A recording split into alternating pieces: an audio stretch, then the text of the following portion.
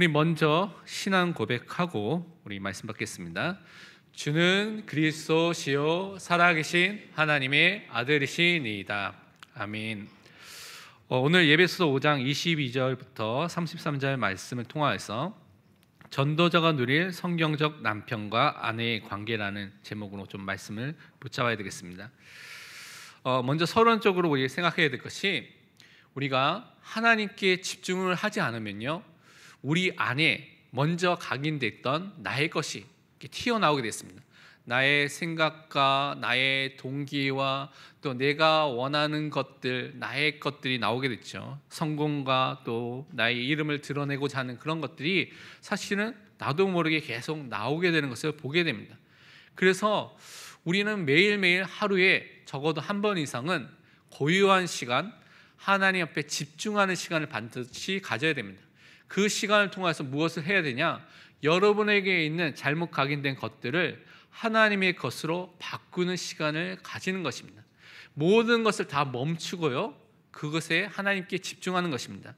불신자들도 자기의 능력을 개발하기 위해서, 뭔가 세상의 능력을 얻기 위해서 명상을 합니다.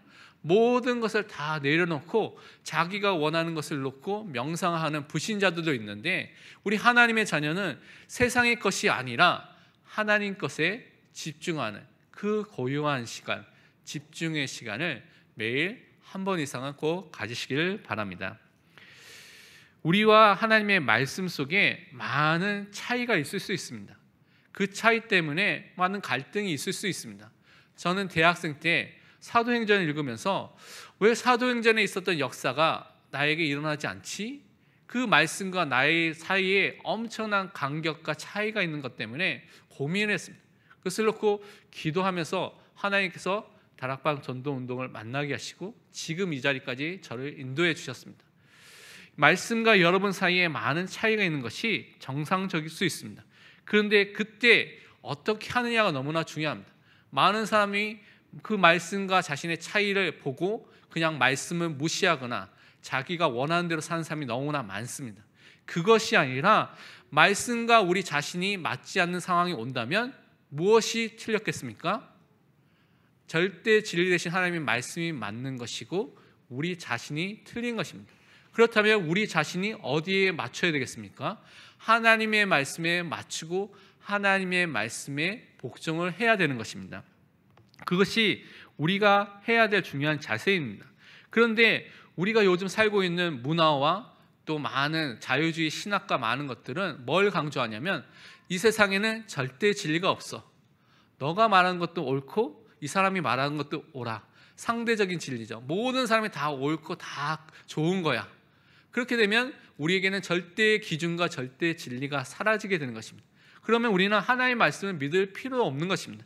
그것이 이 시대의 문화인 것입니다. 그래서 우리는 그것을 따라가는 것이 아니라 말씀이 절대 진리인 것을 믿고 그 진리 대신 하나님의 말씀을 통하여서 우리의 것을 바꾸는 것입니다. 우리의 잘못된 생각과 우리의 잘못된 동기와 우리 안에 잘못된 각인들을 바꾸는 그 응답 속으로 매일 들어가야 될 줄 믿습니다. 시편 119편 105절에 보니까요, 주의 말씀은 내 발의 등이요 내 길의 빛이니이다. 이 어둠과 캄캄함이 가득한 이 현장 속에 무엇을 여러분 따라가고 있습니까? 여러분의 능력을 따라가고 있습니까? 여러분의 배경을 따라가고 있습니까? 여러분이 가진 지식과 또는 돈을 따라가고 있습니까? 분명히 한계가 오게 됩니다. 우리는 그것을 따라가는 것이 아니라 하나님의 인도함을 받는 것입니다. 무엇을 통하여서요?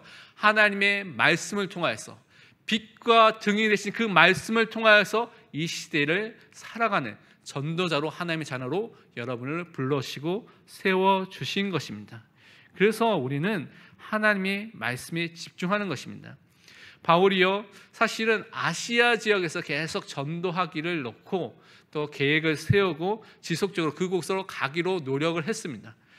이미 바울의 계획이 세워졌고요, 바울이 선택을 했고요, 바울의 뜻이 어디에 있었냐면 아시아 지역에 있었습니다. 그런데 문이 막혔습니다. 그것도 하나님께서 문을 막으셨다고 성경은 말하고 있습니다. 그렇다면 여러분 이때 어떻게 하겠습니까?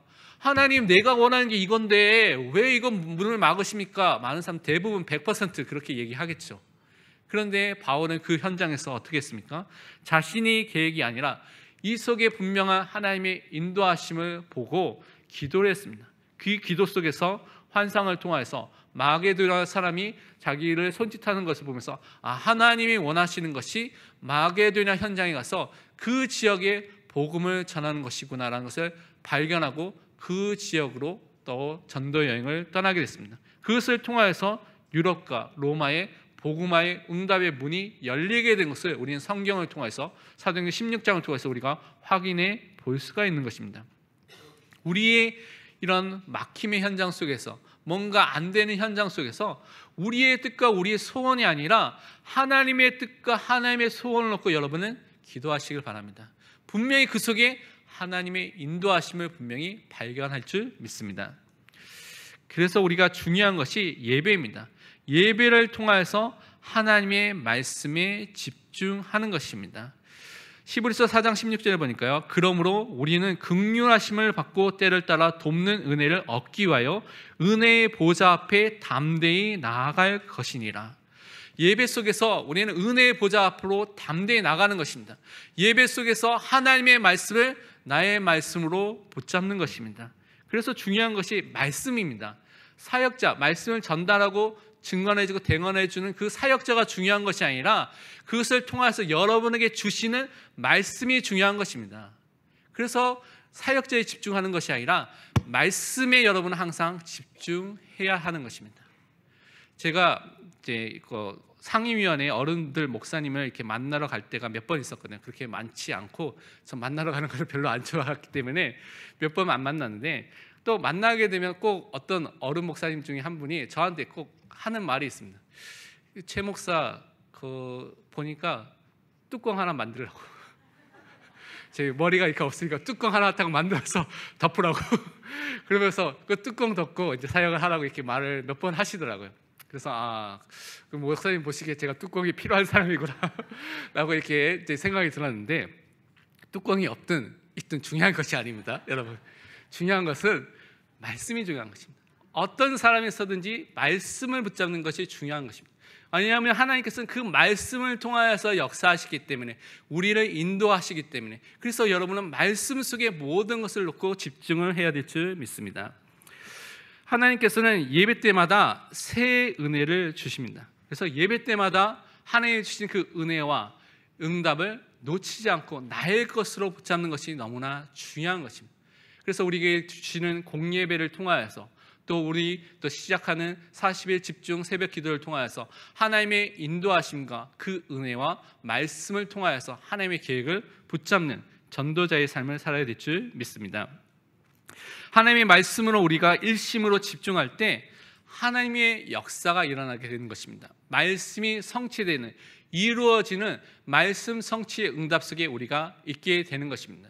하나님께서는 말씀을 통하여서 역사하시기 때문에 우리 인생에 있어서 가장 중요한 것은 이 말씀을 통하여서 인도받고, 말씀을 통하여서 힘을 얻고, 말씀을 통하여서 하나님의 계획 속으로 들어가는 것이 가장 중요한 것입니다. 그래서 하나님이 말씀 속에 집중하기 위해서 우리는 정말 사람의 소리에 집중하지 않아야 됩니다. 하나님의 말씀에 집중해야 됩니다. 그런데 사람이 모인 곳에 가면, 즉 교회 안에서 사람이 모여 있죠. 그러니까 많은 소리가 있습니다. 소문도 있고요, 루머도 있고요, 뭐 개인적인 이야기도 있고, 가십거리도 있고, 뭐 연예인 얘기도 있고, 많은 얘기, 재밌는 얘기가 너무 많이 있습니다. 그 소리에 여러분이 귀를 기울이다 보면 말씀이 하나도 안 남게 됩니다. 그래서 주일은 뭐에 집중해야 되냐? 하나님의 말씀에 집중해야 하는 것입니다. 그 말씀을 통해서 나에게 주신 그 하나님의 언약에 집중하는 것이 주일입니다. 그래서 사람의 소리가 아니라 하나님의 소리에 집중하는 전도자가 되시기를 축원드립니다. 그러면서 우리는 복음으로 우리 가정과 가문과 현장을 살릴 제자로 설 수 있도록 결단을 해야 되겠습니다. 하나님께서 여러분에게 이 예수가 그리스도라는 이 복음을 알게 하신 분명한 이유가 있습니다.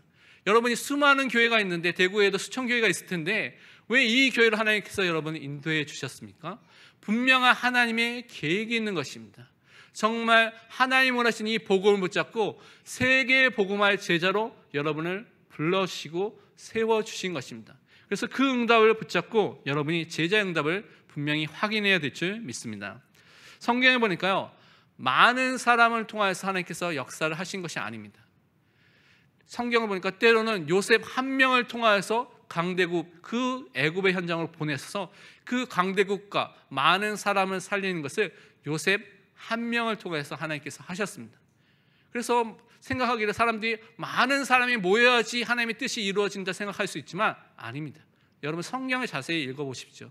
진짜 하나님의 언약 붙잡은 그 한 사람만 세워져도 그 지역과 그 현장과 그 나라가 바뀌는 응답을 하나님께서 허락해 주셨습니다. 그래서 한 명만 복음으로 살아나도 교회와 현장과 가문과 가정을 살릴 수 있습니다. 여러분이 그 한 사람으로서 하나님께서 여러분을 이 현장에 불러주셨습니다. 그 전도자로서 복음 가진 한 사람으로서 여러분을 불러주셨기 때문에 여러분이 그 언약 붙잡고 현장에 설 때마다 하나님께서 여러분을 통하여서 그 현장이 살아나는 그 응답을 분명히 주실 줄 믿습니다. 사도행전 9장에 보니까 22절에 말씀하기를 사울은 힘을 더 얻어 예수를 그리스도라 증언하여 다메섹에 사는 유대인들을 당혹하게 하니라. 핍박자 바울, 이 사울이 변화되니까요, 복음을 받고 예수 그리스도를 만나게 되니까 그 한 사람을 통해서 어떤 일이 일어났습니까? 전 유럽의 현장에, 로마의 현장까지, 그 후대를 통하여서 가이사 앞에 서는 그 응답까지 하나님께서 모든 복음화의 응답을 열어주시고 축복하여 주신 것입니다. 그래서 다른 많은 사람이 중요한 것이 아니라 복음 가진 한 사람으로 서는 것이 너무나 중요합니다. 그렇다면 오늘 이 은혜를 받고 하나님의 것으로 인도받는 전도자들이 성경적인 부부, 남편과 아내의 축복을 우리가 회복해야 됩니다. 이 중에는 아직 결혼 안 한 사람도 있고 결혼할 생각도 없기 때문에, 아니면 또 여러 가지 이유 때문에 이 말씀, 부부와의 말씀 저와 상관없는데요? 라고 생각하는 사람이 있을 수 있는데 자세히 들어보시기 바랍니다. 이 부부, 남편과 아내의 관계는 단지 남편과 아내의 관계가 아니라 오늘 말씀해 보니까 그리스도와 교회의 관계를 설명해 주고 알려주신 것입니다. 그래서 그것을 통해서 우리는 그리스도를 붙잡고 교회의 축복을 붙잡는 그 응답 속으로 들어가시길 바랍니다. 첫 번째로 우리가 생각해야 될 것이 무엇이냐면 성경적인 부부에 대한 축복을 우리가 붙잡아야 되겠습니다. 먼저 하나님께서 사람을 만드셨을 때, 남자와 여자를 만드셨을 때 하나님의 형상으로 이 두 남자와 여자를 모두 만드셨습니다. 창세기 1장 27절 28절 보니까 하나님이 자기 형상 곧 하나님의 형상대로 사람을 창조하시되 남자와 여자를 창조하시고 하나님이 그들에게 복을 주시며 하나님이 그들에게 이르시되 생육하고 번성하여 땅에 충만하라, 땅을 정복하라, 바다의 물고기와 하늘의 새와 땅에 움직이는 모든 생물을 다스리라 하시니라. 하나님께서 우리 인간만 하나님의 형상을 만드셨습니다. 이 하나님의 형상은 하나님이 영이시기 때문에 육신적인 것이 아닙니다. 안산홍 증인의 하나님의 교회에서 말하는 이 하나님의 형상이 남자 여자다, 남자 하나님 여자 하나님이 있다라는 것이 아닙니다. 하나님이 영이기 때문에 성별이 없습니다. 결혼하지 않습니다. 그런데 성경에서 잘못 하니까 그렇게 이상하게 해석을 하고 사람들이 유혹과 이단을 따라가게 되는 것이죠. 하나님이 영이시기 때문에 하나님의 형상으로 만들어졌다는 것은 인간이 영원히 있는 존재로 만들어졌다는 것입니다. 그리고 하나님을 닮아서 의와 진리와 거룩함을 가진 그 하나님이 가진 그 성품의 축복을 받은 존재로 우리를 만드셨다는 것이 하나님의 형상으로 만들어졌다는 것입니다. 그래서 남자도 여자도 영원히 있는 존재, 의와 진리와 거룩함을 가진 존재로 만들었고, 하나님의 말씀을 받는 선지자의 축복과 하나님께 예배하고 에덴 동산을 관리할 수 있는 제사장의 축복과 모든 만물을 다스리는 왕적인 축복과 사명을 남자와 여자가 모두 가지고 있었던 것입니다. 그래서 이 축복 속에서 우리를 살도록 하나님께서 역사하시는 것입니다. 그러면서 우리는 복을 받은 존재라고 분명히 성경은 말하고 있습니다. 28절에, 창세기 1장 28절에 하나님이 그들에게 복을 주시며 남자와 여자 모두에게 복을 주셨다고 말하고 있죠. 그래서 우리는 복을 받기 위해서 노력할 존재가 원래 아닙니다. 하나님의 복을 이미 받은 존재인 것입니다. 세상에 있는 불신자들은요, 복을 받기 위해서 얼마나 노력합니까? 그래서 입춘 대길이라 다 봄이 되면 다 붙이죠. 또 복을 받기 위해서 부적을 꼭 갖고 다녀야 되죠. 그러면서 어떨 때는 또 가게에 가면 명태와 실 이렇게 묶어가지고 가게 이렇게 문 앞에 붙이고 부적을 붙여놓은 사람들 너무나 많이 있습니다. 그런데 우리는 그럴 필요가 전혀 없습니다. 원래 우리는 하나님의 복을 받은 존재이고 예수 그리스도 안에서 우리는 복이라는 축복을 받은 하나님의 자녀가 된 것입니다. 그래서 남자 여자가 하나님의 형상으로 창조돼서 하나님의 복을 받은 이런 축복된 존재라는 것을 성경이 말하고 있습니다. 그래서 여러분은 그런 응답의 사람으로 축복된 존재로 원래 만들어 주셨습니다. 그런데 이 남자와 여자를 하나님께서 가정이라는 축복으로 만들어 주시고 축복해 주셨습니다. 특히 돕는 배필로 남편과 아내를 주신 것입니다.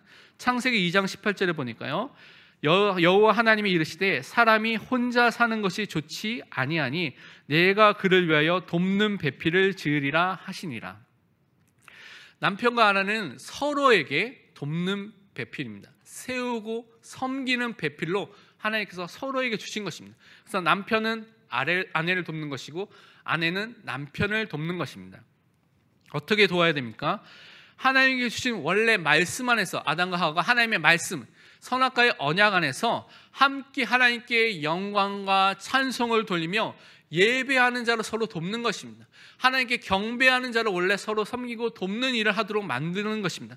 함께 예배하고 하나님을 섬기도록 서로의 부족함을 돕는 자로 원래 만드신 것이 그 축복으로 주신 그 관계가 또한 아내와 남편의 돕는 배필로서의 그 관계를 주신 것입니다. 그러면서 또한 말씀하기를 오늘 본문 31절에도 이렇게 말씀하고 있습니다.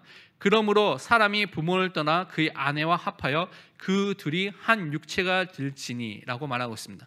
이것은 뗄 수 없는 연합의 관계를 말하는 것이죠. 이 말씀은 창세기 2장 24절의 말씀을 인용한 것입니다. 이러므로 남자가 부모를 떠나 그의 아내와 합하여 둘이 한 몸을 이룰지로다. 진짜 하나가 되어서 모든 축복을 누릴 그 관계를 말씀해 주신 것입니다. 이것이 그리스도가 머리가 되고요, 교회가 몸이 돼서 하나가 돼서 연합이 돼서 그 축복을 누릴 것으로 미리 그것을 알려주시고 보여주신 하나의 모형이라고 할 수 있습니다. 그런데 이 뗄 수 없는 연합의 관계를 우리가 누려야 되는데 사단은 항상 이 관계를 누리지 못하도록 가정이 깨어지도록 남편과 아내의 관계가 불화되도록 계속 활동하는 것을 볼 수가 있습니다. 제가 아는 사람이 있는데요, 그 사람이 사역자인데 어렸을 때부터 자랄 때 율법주의적인 그런 성향 속에서 자라니까 결혼하게 됐습니다. 결혼하게 되니까 상대방에게 서로 기대하는 점이 있지 않습니까? 그런데 그 기대가 채워지지 않으면 실망이 되고 실망이 될 수 있는데 그것을 통해서 도와야 되는데 이제 율법주의적인 체질이 아직 남아있으니까 마음에 율법적인 것이 있으니까 왜 저렇게 하지 못하지? 왜 저렇게 못하는 것이지? 이런 판단과 막 그런 율법적인 정죄가 막 마음에 일어났다고 이렇게 얘기를 들었습니다. 반대편에 그 이제 아내가 되시는 사모님 되시는 분이 반대로 이 사모님은 그 남편이 자기가 잘 하지 못하고 또 새로운 가정이 만나니까 가문과 가정이 만나니까 너무나 환경이 다르니까 갈등이 되는 요소들이 많이 일어나지 않습니까? 그럼 갈등이 되는 것을 놓고 우리가 기도하고 서로 도와야 되는데 이 사모님 마음에는 뭔 마음이 사는요? 이혼하고 싶다는 마음이 계속 일어나는 거예요. 근데 알고 보니까 자세히 보니까 나중에 확인해 보니까 이 사모님이 가문과 가정이 그 배경 속에 보니까 이혼한 그런 가정들이 너무나 많이 있는 것들을 보고 그것을 통해서 그런 마음이 또 사단이 그런 마음을 주는 것을 또 나중에 고백한 것을 듣게 됐는데요. 그래서 그것 때문에 신혼 처음에 조금 좋게 지내다가 시간이 지나니까 계속 싸우는 것입니다. 만날 때마다 싸우고 이거 의견이 다르니까 막 싸우게 되는 것입니다. 그러다가 아니다, 이거 싸우는 것이 맞지 않지 않냐, 그러면서 이 배후에 사단의 역사가 있구나. 그래서 이 사역자 되시는 목사님이 그 사모님에게 지금 그 배후에 있는 사단의 역사, 당신이 아니라 그 당신의 가문과 가정의 역사는 사단의 역사를 보고 기도해야 된다라고 하면서 그 두 분이 함께 기도하고 함께 하나님의 언약을 붙잡고 인도함을 받은 것을 보게 됐습니다. 제 동생 얘기입니다. 남동생이. 그래서 진짜 예수가 그리스도라는 그 주인을 고백하고요, 진짜 하나님의 말씀 붙잡고 응답받는 것을 이렇게 간증하는 것을 듣게 됐습니다. 진짜 가정이 복음 속에서 하나가 되어야 되는데 그 가정을 계속 깨도록 갈등이 일어나도록 사단은 계속 활동하고 있다는 것입니다. 그런데 원래 주신 가정은 그리스도 안에서 하나가 되는 연합의 가정, 한 몸이 되는 그 축복을 누릴 가정을 원래 주셨다는 것입니다.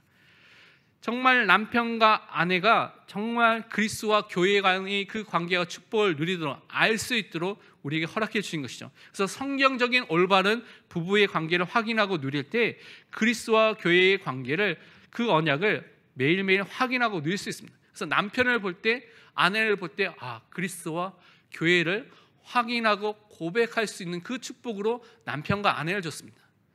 남편과 아내를 볼 때 이 화상화 원수, 이 원수 덩어리 그런 게 아니라, 남편과 아내를 볼 때 이분을 통하여서, 남편을 통하여서, 아내를 통해서 그리스도, 교회의 축복이 무엇인지를 보도록, 고백하도록, 붙잡도록 주신 것입니다. 그러면 어떻게 우리가 붙잡아야 되겠습니까? 성경적인 아내의 자세와 교회의 순종이라는 부분을 우리 두 번째 봐야 되겠습니다. 오늘 22절, 24절, 33절에 이렇게 계속해서 말씀하고 있습니다.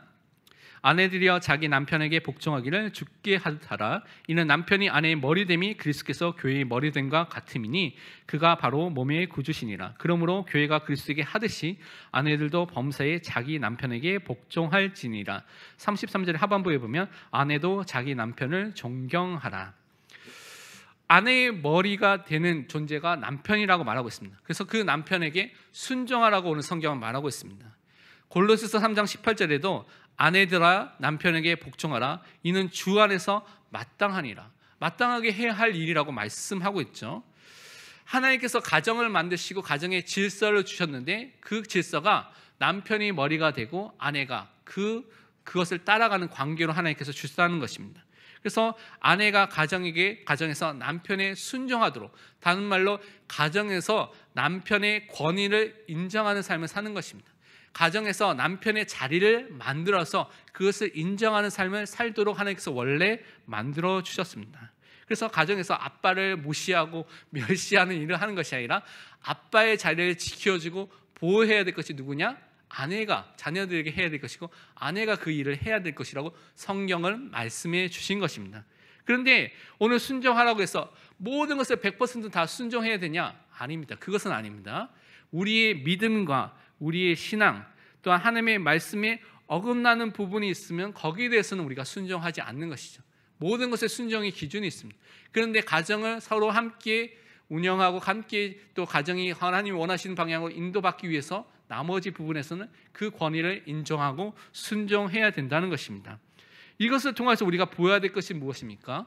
이 관계를 통해서 우리가 확인해야 될 것이 머리 대신 예수 그리스도의 인도함과 지도함을 받는 그의 몸된 교회 지체의 순종의 삶을 우리에게 말씀하신 것입니다.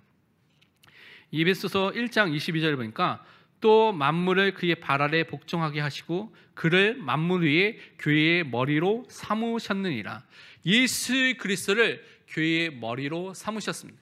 그래서 우리는 그 머리 대신 예수 그리스도께 순종하는 그 교회의 지체로 사는 것도 우리를 인도해 주신 것입니다. 그래서 우리는 예수 그리스도께 절대적으로 순종하는 사람으로 사는 것입니다. 머리와 분리된 몸이 살 수가 있습니까? 머리와 분리돼서 우리가 몸이 마음대로 지시하고 인도하려면 받을 수 있습니까? 절대 그렇게 할 수가 없다는 것입니다. 머리 대신 그리스도를 따라서 그 인도함과 지도함을 따라서 살아야 될 존재가 누구냐? 교회된 우리 몸된 우리 성도라는 것입니다. 그 축복을 항상 누리고 우리는 항상 붙잡아야 될 줄 믿습니다. 그렇다면 어떻게 우리가 이 인도함과 지시함을 받을 수 있습니까? 참 선지자 되신 예수 그리스도는 지금도 선지자의 일, 하나님의 말씀을 알려주시고 나타내 주시는, 계시해 주시는 그 일을 하는데 하나님의 사역자를 통하여서 하나님께 주신 말씀을 통하여서 우리가 그리스도를 인도함을 받고요, 그리스도께 순종하도록 지금도 역사하고 계십니다. 데살로니가전서 2장 13절에 말씀하기를 이러므로 우리가 하나님께 끊임없이 감사함은 너희가 우리에게 들은 바 하나님의 말씀을 받을 때에 사람의 말로 받지 아니하고 하나님의 말씀으로 받음이니 진실로 그러하도다. 이 말씀이 또한 너희 믿는 자 가운데서 역사하느니라. 우리가 정말 강단을 통해서 주신 말씀을 하나님의 말씀으로 받고요, 그 말씀을 통해서 인도함과 지도함을 받는 것입니다. 머리 대신 예수 그리스도의 그 말씀에 순종하는 삶을 사는 것이 우리 지체된 우리 성도의 삶인 것입니다. 그래서 강단을 통해서 주시는 말씀을 정말 하나님의 말씀으로 받고요, 믿음으로 하나님께서 말씀을 통해서 역사하신 것을 체험하는 그 교회의 축복을 매일매일 누리시기를 또한 축원드립니다. 그래서 말씀 따라가는 삶, 말씀에 순종하는 삶이 우리의 성도의 삶인 것이고, 또 그것을 가정에서 남편과 아내의 관계 속에서 남편이 권위를 세워주며 순종하는 가운데 그것을 기억하라고 항상 그것을 바라보도록 우리에게 주신 것입니다. 그렇다면 또한 세 번째, 성경적인 남편의 자세와 그리스도의 사랑의 관계를 우리가 또한 확인해야 되겠습니다. 오늘 보니까 앞부분에 남편에게 아내가 복종하라고 되어 있으니까 여러분이 내 말은 모두 복종해야 돼, 나를 따르라 하면서 남편분이 다 자기 마음대로 하라고 되어 있는 것처럼 보일 수 있지만 아닙니다. 오늘 말씀을 보니까, 오늘 성경 말씀 보니까 25절, 28절, 29절, 33절에 보니까 이렇게 말씀하고 있습니다. 남편들아 아내 사랑하기를 그리스도께서 교회를 사랑하시고 그 교회를 위하여 자신을 주신같이 하라라고 말하고 있고요, 28절, 29절에는 또 이렇게 말씀하고 있습니다. 이와 같이 남편들도 자기 아내 사랑하기를 자기 자신과 같이 할지니 자기 아내를 사랑하는 자는 자기를 사랑하는 것이라. 누구든지 언제나 자기 육체를 미워하지 않고 오직 양육하여 보호하기를 그리스도께서 교회에게 함과 같이 하나니, 34절에 너희도 각각 자기 아내 사랑하기를 자신과 같이 하고라고 분명히 말하고 있습니다. 아내를 자기 자신과 같이 사랑하라고 분명히 말씀하고 있죠. 그래서 어느 정도로 사랑해야 되냐? 그리스도께서 교회를 위해서 자기 몸을 주시고 생명을 주신 것처럼 사랑하라고 말씀하고 있습니다. 여러분, 복종하는 게 쉽습니까? 생명을 주고 죽는 것이 쉽습니까? 복종하는 게 훨씬 쉽습니다. 남편은 더 큰 의미와 더 큰 축복을 주신 것이죠. 아내를 사랑해야 되는데 그냥 사랑하는 것이 아니라 자기 자신과 같이 사랑하며 생명을 주는 것 같이 사랑하라고 분명히 말씀해 주셨습니다. 골로새 3장 19절에 그래서 말씀하기를 남편들아 아내를 사랑하며 괴롭게 하지 말라라고 분명히 말하고 있습니다. 사실 우리가 이제 부부의 생활을 할 때보다 하면 저도 아내를 괴롭게 하는 경우가 있거든요. 제가 원하는 것을 생각하는 것을 막 하고 때로는 짜증을 낼 수도 있으니까 이 말씀 읽으면서 그것이 아니라 정말 내 자신을 사랑하는 것이 사랑해야 되겠구나라는 것을 다시 한번 확인하게 됐습니다. 그런데 많은 사람이 자기 자신을 사랑하지 않는 사람이 있기 때문에 사실은 아내를 사랑하지 않는 사람이 있는 것을 보게 됩니다. 그래서 자기를 미워하기 때문에 또한 아내를 미워하는 사람이 있는 것을 보게 됩니다. 그런데 우리는 하나님의 사랑을 받은 존재입니다. 하나님의 은혜 속에 있는 그 존재입니다. 최고의 사랑을 받았기 때문에 구원받은 자이기 때문에 자기 자신을 사랑할 수 있는 그 은혜와 축복이 이미 우리에게 임하여 있습니다. 그래서 그 축복 속에서 우리 아내와 다른 사람을 사랑할 수 있는 그 사람으로 서야 될 줄 믿습니다.